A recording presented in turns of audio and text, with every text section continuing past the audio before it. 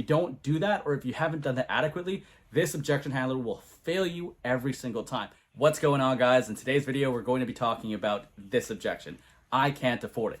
Personally, I love this objection. The reason why I love this objection is because it tells me that the customer has already considered how much it would cost for them to purchase this item, proposition, business proposal, whatever it may be. So they've already associated making that purchase. They just can't associate the value of that purchase. So how do I overcome I can't afford it? Simple. This is what I tell my customer. Mr. Customer, I hear you, and trust me, I'll be the first one to tell you that the price point of this item, business proposal, whatever it may be, is quite high.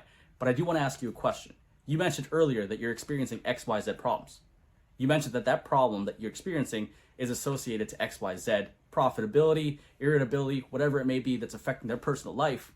If all this product did was solve for that problem, would you say that this product is worth it?